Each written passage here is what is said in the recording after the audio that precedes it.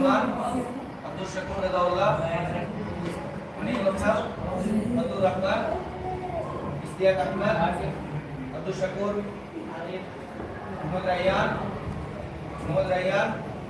توحید عالم یہود والذین اشرکوا یقیناً آپ ایمان والوں کا سب سے زیادہ دشمن یہودیوں اور مشرکوں کو پائیں گے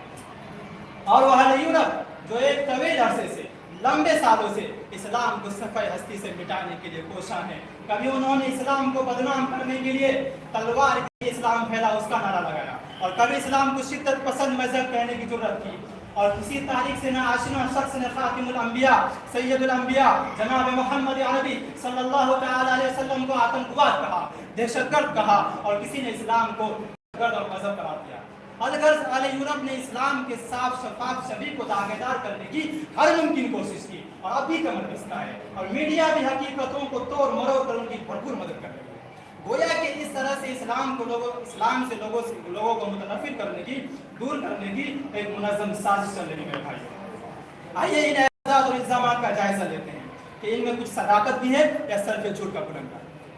جو شخص محمد صلی اللہ تعالی علیہ وسلم کو آتنکواد اور دہشت گرد قرار دیتا ہے, میں کہتا ہوں کہ وہ شخص دنیا میں سب سے بڑا جاہل, نادان اور احمق ہے. گہرائی کو درکنار اس نے سرسری اور طائرانہ نظر سے سیرت طیبہ کا مطالعہ نہیں کیا, ورنہ جو شخصیت سراپا رحمت تھی, دنیا سے شر و فساد, ظلم و طغیان اور دہشت گردی کا خاتمہ کرنے کے لیے آئی تھی, اس سکان زمین کے لیے پیغام امن لے کر آئی تھی, اسے دہشت گرد اور آتنکواد قرار دیتے ہوئے شرم نہیں آتی ہے؟ اس مقدس ہستی کو اللہ رب العالمین کی طرف سے رحمت کی سرٹیفکیٹ ہے. اللہ رب العالمین کا فرمان وما ارسلناک الا رحمۃ للعالمین, اے نبی پاک صلی اللہ تعالی علیہ وسلم ہم نے آپ کو دونوں جہان کے لیے رحمت بنا کے بھیجا. اور خود نبی پاک صلی اللہ علیہ وسلم کے الفاظ بعثت لاتمم مکارم الاخلاق, میں بھیجا گیا ہوں اس لیے کہ میں اچھی اخلاق کی تکمیل کروں.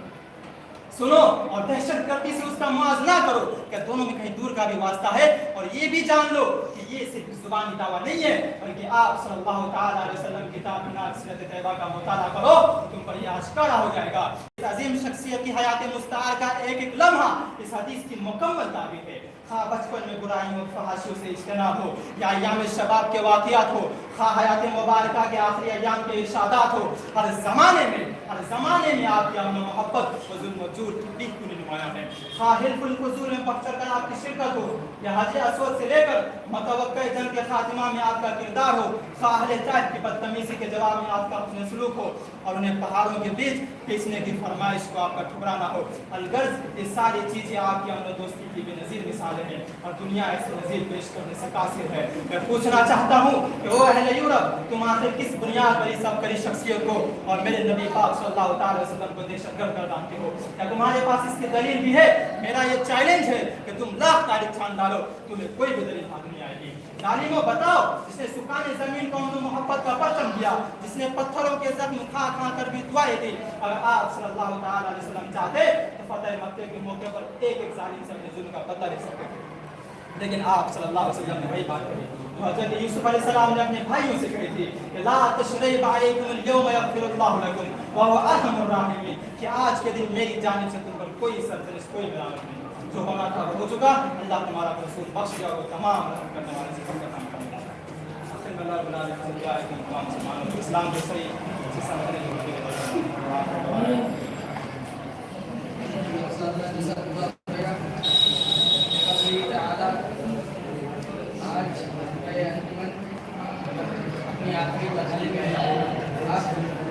کے بعد استاد محترم کو دعوت دیتا ہوں کہ ہم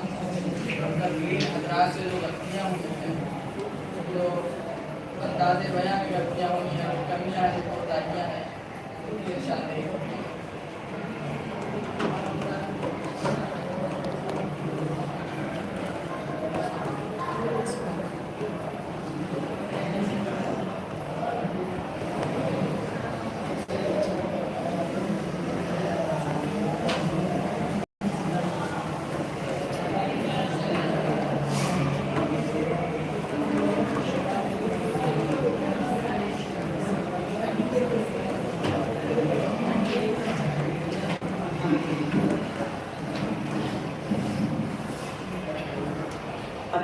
آپ کر رہے تھے